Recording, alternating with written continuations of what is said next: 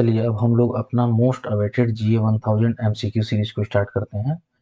ये specifically design किया गया है IBPS PO मेंस को ध्यान में रखते हुए। IBPS PO मेंस का इस बार जो एग्ज़ाम है वो आपको पता होगा, उसमें जनरल अवेयरनेस का सेक्शन है, उसका वेटेज बढ़ गया है और वो जनरल अवेयरनेस का जो क्वेश्चन नंबर ऑफ क्वेश्चन है वो भी बढ़ गए हैं।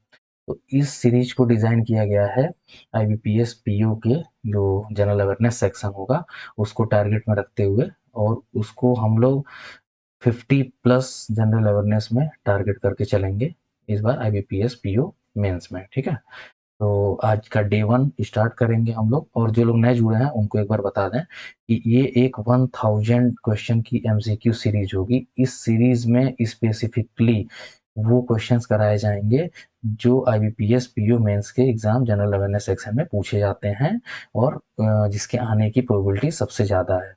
जैसे IPS PO का जो पैटर्न होता है और उसके सिलेबस में जो जो चीज़ मेंशन है उसी से रिलेटेड ये जनरल अवेयरनेस का सेक्शन कराया जाएगा आपको। ठीक है, तो अगर आप नए जुड़े हैं तो आज से फॉलो कर लें और MCQ सीरीज स्टार्ट करते हैं। डे 1 आज का स्टार्ट करते हैं, ऐसे ही डे 2 डे 3 वीडियो फॉर्म में आता रहेगा। तो चलिए अब चलते हैं बिना टाइम वेस्ट किए अपना क्विज सेक्शन पे, और स्टार्ट करते हैं MCQ सीरीज। ठीक है, पहला क्वेश्चन क्या है कि अभी रिसेंटली यूपी में गंगा एक्सप्रेसवे का इनॉग्रेशन हुआ है। गंगा एक्सप्रेसवे को इनॉग्रेट किए हैं हमारे PM मोदी। ठीक है, इन्होंने इनॉग्रेट किया था, और ये इनॉग्रेशन हुई कहाँ थी? हरदोई में। गंगा एक्सप्रेसवे को इन्होंने हरदोई में इनॉग्रेट किया है। तो जो गंगा एक्सप्रेसवे है उसका टोटल जो लेंथ है वो 594 किलोमीटर है, और 6 लेन एक्सप्रेसवे ग्रीनफील्ड प्रोजेक्ट है। 6 लेन ग्रीनफील्ड प्रोजेक्ट है जो एक्सपेंडेबल है अप टू 8 लेन तक। इसमें एक चीज़ और याद रखिएगा आप लोग, गंगा एक्सप्रेसवे में जो पूरी लेंथ गंगा एक्सप्रेसवे की वो टोटल 12 डिस्ट्रिक्ट को, ठीक है, टोटल 12 डिस्ट्रिक्ट को कवर करेगा गंगा एक्सप्रेसवे। तो ये भी एक इम्पॉर्टेंट फैक्ट है गंगा एक्सप्रेसवे से रिलेटेड, ये आप लोग याद रखिएगा। चलिए अब नेक्स्ट क्वेश्चन मूव करते हैं। Minister of state Indian minister of state Sanjay Seth recently launch एक नमो स्टॉल स्कीम लॉन्च किया उन्होंने, नमो स्टॉल स्कीम। इस स्कीम में अच्छा किसके लिए किया है इन्होंने? फ्रूट वेजिटेबल वेंडर्स के लिए रांची में लॉन्च किया है। Under which broader central sector scheme is this initiative implemented? CSS, कौन से CSS स्कीम के अंडर इसको इम्प्लीमेंट किया गया है, और टोटल अप्रोक्सीमेट कॉस्ट एलोकेट क्या किया गया पर स्टॉल को? तो इसका जो करेक्ट आंसर है वो है PM Svanidhi scheme. PM Svanidhi scheme जो सेंट्रल सेक्टर स्कीम है इसके अंडर इम्प्लीमेंट किया गया है, और पर स्टॉल जो कॉस्ट है वो 50,000 है। ठीक है, पर स्टॉल। अच्छा, PM स्वनिधि से रिलेटेड एक इंपॉर्टेंट डेटा आप लोग याद रखिएगा।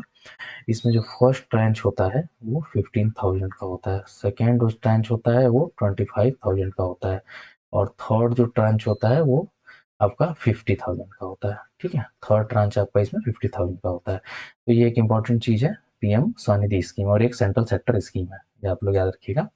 अब मूव करते हैं नेक्स्ट क्वेश्चन पे। अभी recently national rifle association of India का NRAI इसका 75th एनिवर्सरी सेलिब्रेट किया गया। इसमें एक इनिशिएटिव लिया गया जो 2028 ओलंपिक्स आ रहा है उसके लिए कुछ स्कूल और कॉलेज स्टूडेंट्स को सिलेक्ट किया जाएगा। तो वो स्कूल और कॉलेज स्टूडेंट्स कितने हैं जिनको टारगेट किया गया है, और उस हैंड्स ऑन एक्सपीरियंस का नाम क्या है? ठीक है, जो NRAI उनको ट्रेन करेगा 2028 ओलंपिक्स के लिए।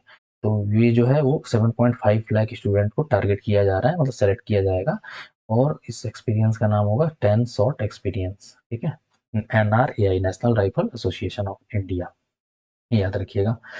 अब नेक्स्ट क्वेश्चन क्या है? पारस डिफेंस एंड स्पेस टेक्नोलॉजीज पारस और एक 3-वे ज्वाइंट वेंचर साइन हुआ है। एक्सक्यूज मी, पारस प्लस कॉम्प्लस सिस्टम प्लस JB, ये 3-वे वेंचर है। इस वेंचर का ऑब्जेक्टिव, प्राइमरी ऑब्जेक्टिव क्या था? इसका प्राइमरी ऑब्जेक्टिव था building advance and equip chamber project. ठीक है, आपको बस इतना याद रखना है कि इसका प्राइमरी ऑब्जेक्टिव क्या था, और ये 3-वे वेंचर में कौन कौन सी कंपनीज है? पारस, कॉम्प्लस सिस्टम और JB माइक्रोनिक्स। ठीक है, ये लॉन्च किया गया था। अब आते हैं अपने नेक्स्ट क्वेश्चन पे। 2026 में PM मोदी वाराणसी में विजिट किए थे, और वाराणसी में उन्होंने कुछ डेवलपमेंट प्रोजेक्ट को फाउंडेशन स्टोन रखा था, कुछ डेवलपमेंट प्रोजेक्ट का। तो उसका जो टोटल फाइनेंशियल आउटले था उस डेवलपमेंट प्रोजेक्ट का वो कितना था? तो टोटल जो फाइनेंशियल आउटले था वो 6350 CR, मतलब 6350 सॉरी 6350 करोड़, ठीक है, 6350 करोड़ था जो डेवलपमेंट प्रोजेक्ट उन्होंने लॉन्च किया था वहां से। इसी समय हरदोई में आए थे और गंगा एक्सप्रेसवे जो है उसको भी, गंगा एक्सप्रेसवे को भी उन्होंने इनोवेशन किया था जब विजिट हुई थी इनकी वाराणसी में, ठीक है। अब नेक्स्ट क्वेश्चन है, अभी रिसेंटली ब्रिक्स मेना मीटिंग कंक्लूड हुई है। ब्रिक्स मेना मीटिंग, ये मीटिंग कहाँ हुई है? न्यू दिल्ली में, ठीक है, न्यू दिल्ली में हुई है, अप्रैल 2026 में हुई थी। एमईए सेक्रेटरी हैं डॉक्टर नीना मल्होत्रा, उन्होंने इसको चेयर किया था। अब नेक्स्ट इसकी जो चेयरशिप हुई है वो किसको गई है? जो 2027 ब्रिक्स मीना मीटिंग होगी वो नेक्स्ट चेयरशिप चाइना में होगी, ठीक है। जो इसकी ब्रिक्स मीना की 2027 की जो मीटिंग होगी वो चाइना में होगी। चलिए आते हैं अपने नेक्स्ट क्वेश्चन पे। आरबीआई, अच्छा एक और चीज बताते हैं आरबीआई से। इस एमसीक्यू सीरीज में स्पेशल फोकस रहेगा आरबीआई, फाइनेंस, इकोनॉमी और बैंकिंग, ठीक है। ये चारों सेक्शन पे स्पेशल फोकस रहेगा क्योंकि मैक्सिमम क्वेश्चंस यहाँ से पूछे जाते हैं। आरबीआई सर्कुलर्स के जितने भी क्वेश्चन रहेंगे वो समझ लीजिए अपने लिए मोस्ट इंपॉर्टेंट क्वेश्चन है, ठीक है, तो ये आप लोग याद रखिएगा। चलिए क्वेश्चन देखते हैं क्या कह रहा है। आरबीआई की जो अप्रैल 2026 गाइडलाइन आई थी उसमें अनरजिस्टर्ड टाइप 1 क्लासिफिकेशन, जो एनबीएफसीज हैं उसके लिए अनरजिस्टर्ड टाइप 1 क्लासिफिकेशंस है, उसके जो मैक्सिमम एसेट साइज थ्रेशोल्ड है वो रजिस्ट्रेशन से एग्जेम्पशन दिया गया है। तो वो मैक्सिमम जो एसेट साइज है वो कितना रखा गया? तो वो 1000 करोड़ है। मतलब 1000 करोड़ जिसकी एसेट साइज होगी वो अनरजिस्टर्ड टाइप 1 एनबीएफसी कहे जाएंगे। अनरजिस्टर्ड टाइप 1 एनबीएफसी, उनको रजिस्ट्रेशन से एग्जेम्पशन रहेगा। अच्छा, ये ऑलरेडी इफेक्टिव है 1 जुलाई 2026 से, लेकिन आरबीआई ने अभी वन टाइम विड्रॉ का डी रजिस्ट्रेशन का विंडो दिया है। कब तक दिया है उनको? 31 दिसंबर 2026 का वन टाइम वो विड्रॉ कर सकते हैं। तो ये आई होप इम्पोर्टेंट क्वेश्चन है, आप लोग याद रखिएगा। 14th Asia university ranking release हुई है। 14th एशिया यूनिवर्सिटी रैंकिंग्स, तो 14th एशिया यूनिवर्सिटी रैंकिंग में आईएससी बेंगलुरु इंडिया का टॉप यूनिवर्सिटी है। आईआईएससी बेंगलुरु जो है इंडिया में टॉप किया है रैंकिंग में, लेकिन ओवरऑल उसकी रैंक एशिया में क्या थी और ओवरऑल एशिया में जो नंबर 1 था वो कौन सा था? तो आप देखेंगे तो ओवरऑल सिंगुआ, ठीक है, 43rd रैंक थी। ओवरऑल इसकी 43rd रैंक थी और जो सिंगुआ यूनिवर्सिटी है, सिंगुआ, वो ओवरऑल मतलब टॉप पे रही है। और एशिया में इंडिया से जो थी वो 43rd पे रही है, आईआईएससी बेंगलुरु, और इंडिया की नंबर 1 रही है। एनबीएस नए एनबीएफसी रेगुलेशन में आरबीआई ने कुछ लैंडर्स को जिनको नेचुरल कैलेमिटीज की वजह से जो बोरोवर अफेक्ट हुआ है, ठीक है, उनको suo motu loan resolution provide किया है, ठीक है। न्यू एनबीएफसी रेगुलेशन में आया है जो कुछ नेचुरल कैलेमिटीज से बोरोवर हैं जिनका लोन रिपे नहीं कर पा रहे हैं, तो उनके रेजुलेशन के लिए एक रिकमेंडेशन दिया है। तो वो आरबीआई को रिकमेंडेशन कौन सी स्पेसिफिक एजेंसी ने दी है? तो कौन है? The state level bankers committee, SLBC के रिकमेंडेशन को एक्सेप्ट किया आरबीआई ने, और नया एनबीएफसी रेगुलेशन में जो नेचुरल कैलेमिटीज से अफेक्ट हुए हैं उनको सुओ मोटो लोन रिजोल्यूशन का ऑप्शन दिया है। बेंगलुरु सिटी पुलिस ने अभी रिसेंटली इंडिया का first AI powered multilingual integration अपने नामा 112 ऐप के लिए लॉन्च किया है। इस ऐप में एक specific voice AI system utilise किया गया है। इस स्पेसिफिक वॉइस एआई सिस्टम का नाम क्या है? तो उसका नाम क्या है? वंकी, ठीक है, वंकी, आप लोग याद रखिएगा। इंडिया का first AI powered multilingual integration है एनामा 112। उसमें जो AI voice specific voice AI system use हुआ है वंकी यूज हुआ है। तो ये एक इम्पॉर्टेंट है। और एक और चीज़ है इसमें, याद रखिएगा आप लोग, 10+ इसमें अभी लैंग्वेजेस सपोर्ट करता है, ठीक है। ये अपने आप में एक यूनिक है कि 10+10+ टोटल लैंग्वेज सपोर्ट करता है। सेबी ने रिसेंटली एक पारो फ्रेमवर्क, जो पारो फ्रेमवर्क है उसको अभी इन्होंने वो किया है, सेबी ने इम्प्लीमेंट किया है।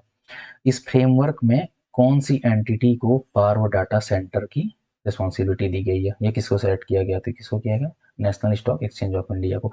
एक और इसमें एजेंसी है उसका नाम याद रखिएगा, care ratings limited. Care ratings limited को क्या दिया गया है? केयर रेटिंग्स लिमिटेड को डाटा सेंटर को सपोर्टिंग फ्रेमवर्क में, जैसे इसको डाटा पीडीसी, पारो डाटा सेंटर जो है नेशनल स्टॉक एनएससी में, वो केयर रेटिंग्स लिमिटेड को पारो एजेंसी का रिस्पॉन्सिबिलिटी दिया गया। जो एजेंसी होगी वो केयर रेटिंग्स लिमिटेड होगी। जस्टिस रिटायर्ड अनुपिंदर सिंह ग्रेवाल, ये फॉर्मर सीनियर जज हैं जो Punjab and Haryana high court से रिटायर हुए हैं। उनको एनसीएलटी का नया प्रेसिडेंट अपॉइंट किया गया है। और एनसीएलटी के प्रेसिडेंट अपॉइंट करने के लिए स्पेसिफिक पोजीशन को सर्व करने के लिए कितना मैक्सिमम एज होना चाहिए, तो वो एज होना चाहिए 67 ईयर। तो इनको 5 ईयर का टर्म मिला है और 67 ईयर जो पहले कंप्लीट हो जाएगा। एक चीज़ इसमें बहुत इंपॉर्टेंट है कि आज से पहले कभी भी जो इस पोजीशन पे अपॉइंट किए जाते थे वो आपके रिटायर्ड हाई कोर्ट जज ही होते थे, लेकिन ये पहली बार ऐसा हुआ है कि एक सीनियर जज को इस पोजीशन में प्रेसिडेंट अपॉइंट किया गया है। तो एक इंपॉर्टेंट क्वेश्चन बन जाता है एग्जाम के लिए, आप लोग याद रखिएगा, ठीक है। टाटा आई लाइफ इंश्योरेंस एक प्रोडक्ट लॉन्च किया है उन्होंने, शुभ हेल्थ क्रिटी। तो हेल्थ क्रिटी ये प्रोडक्ट क्या है कि यूलिप है, यूलिप हेल्थ प्लान है ये। इस यूलिप हेल्थ प्लान में मैक्सिमम जो एज है, मैक्सिमम एंट्री एज इंडिविजुअल के लिए क्या है, तो वो है 65 years. Minimum entry age 18 years है, मैक्सिमम एंट्री एज 65 ईयर्स है। तो ये टाटा आई का एक प्रोडक्ट है, ये आप लोग याद रखिएगा, शुभ हेल्थ क्रिटी, ठीक है। टाटा आई लाइफ इंश्योरेंस ने लॉन्च किया है। Ministry of electronics and information technology, मीटी, जो ministry of information electronics technology है, इसको कौन देख रहे हैं, इसको अभी देख रहे हैं अश्वनी वैभव, ठीक है, मीटी को। अब इन्होंने दो सिलिकॉन फोटोनिक सोल्यूशन, एक पीडीके और एक यूनिवर्सल पीपीआईसी टेस्ट इंजन, ठीक है, ये इन्होंने डेवलप किया है कहाँ पे, आईआईटी मद्रास में। इस इनिशिएटिव में जो पैकेजिंग एस्पेक्ट होगी, चिप्स की जो पैकेजिंग होगी, चिप्स को जो पैकेज करेगा वो कौन देखेगा, वो देखेगा इजोमो माइक्रोसिस्टम से, बेंगलुरु बेस्ड एक कंपनी है इजोमो माइक्रोसिस्टम। वो जो पीडीके और universal PPIC test engine IIT Madras ने डेवलप किया है, उसको ये लोग पैकेजिंग देखेंगे। आयुष्मान भारत दिवस ऑब्जर्व किया जाता है एनुअली 30 अप्रैल को, ग्राम स्वराज अभियान के अंतर्गत। इस आयुष्मान भारत दिवस में दो कंपोनेंट होते हैं, एक पीएमजेएवाई और अदर की कंपोनेंट क्या होता है, तो अदर होता है आपका हेल्थ एंड वेलनेस सेंटर। तो पूछा है कि which overarching Ayushman Bharat scheme fundamentally built upon PMJAY, which other की कंपोनेंट। पीएमजेएवाई आपको बता दें एक बार, ये होता है प्रधानमंत्री जन आरोग्य योजना, ठीक है, और इसके साथ हेल्थ एंड वेलनेस सेंटर्स होते हैं, जो ये दोनों कंपोनेंट मिलके आयुष्मान भारत योजना के अंतर्गत चलाए जाते हैं। एक कंपनी है सहजनंद मेडिकल टेक्नोलॉजीज, एसएमटी। इस एसएमटी कंपनी को कार्डियोवास्कुलर जो उनकी मैन्युफैक्चरिंग यूनिट है उसके लिए एक सर्टिफिकेशन मिली है, आईएसओ 5001201 सर्टिफिकेशन। ये सर्टिफिकेशन बहुत इंपॉर्टेंट है क्योंकि ये इंडिया में फर्स्ट ऐसी सर्टिफिकेशन है जो किसी कंपनी को दी गई है, वो कार्डियोवास्कुलर मैन्युफैक्चरिंग यूनिट के लिए मिली है। इसकी फैसिलिटी है सूरत में और हैदराबाद में। ये आईएसओ स्टैंडर्ड स्पेसिफिकली क्या गवर्न करता है, तो ये एनर्जी मैनेजमेंट सिस्टम गवर्न करता है, आप लोग याद रखिएगा, क्योंकि ये पूछा जा सकता है कि ये आईएसओ गवर्न क्या करता है, ठीक है, एनर्जी मैनेजमेंट सिस्टम को गवर्न करता है। अभी रिसेंटली एक वेटरन इंडियन स्पोर्ट्समैन थे जिनका नाम था विजय कुमार, उनका निधन हो गया है। वो अभी 57 ईयर्स के थे और लखनऊ में उनका निधन हो गया है। ये कौन सी स्पोर्ट से जुड़े हुए थे, तो ये किससे जुड़े हुए थे, गोल्फ से।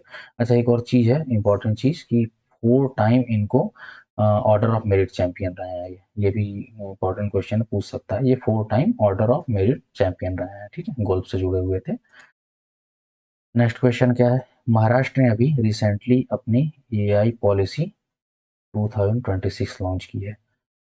इस एआई पॉलिसी 2026 का टोटल जो फाइनेंशियल इन्वेस्टमेंट टारगेट रखा है वो इस फ्रेमवर्क में कितना है, तो वो कितना है, 10,000 करोड़ रुपए एलोकेट किए गए हैं और वो 2031 तक चलेगा, ठीक है। एआई पॉलिसी 2026 महाराष्ट्र का टोटल फंड एलोकेशन कितनी हुई है, 10,000 करोड़, इसमें जो स्टेट ने टारगेट रखा हुआ है इन्वेस्टमेंट करने का। चलिए आइए नेक्स्ट क्वेश्चन में चलते हैं। महाराष्ट्र एआई पॉलिसी 2026 में गवर्नमेंट ने एक वेंचर कैपिटल फंड वो सेटअप किया है।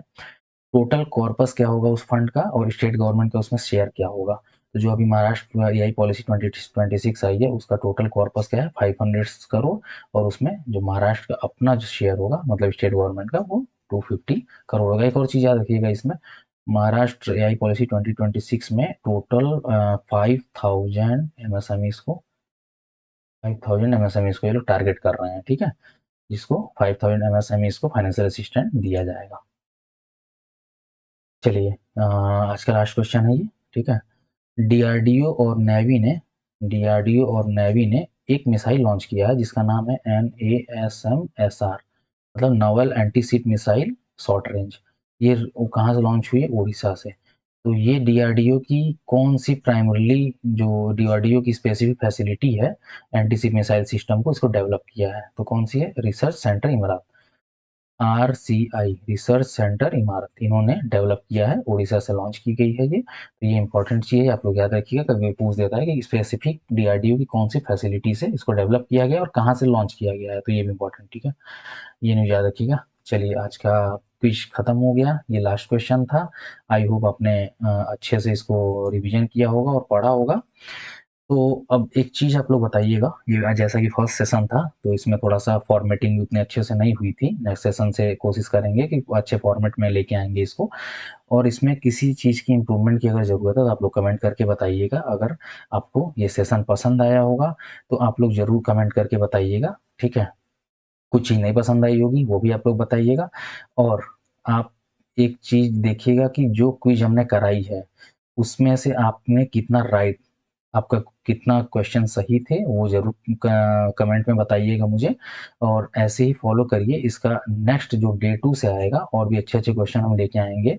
और ये आप अच्छे से अगर आधे घंटे 25 मिनट आप फॉलो कर लेते हैं तो आप इतना श्योर रहिए कि आप IBPS PO में जनरल अवेयरनेस सेक्शन में आप एक अच्छे मार्जिन से स्कोर करेंगे और IBPS PO मेंस का एग्जाम आपका जनरल अवेयरनेस सेक्शन का वो बहुत अच्छा होगा, ये मैं पूरे गारंटी के साथ कह सकता हूँ। चलिए अब सेशन को यहीं एंड करते हैं, ठीक है। Thank you so much.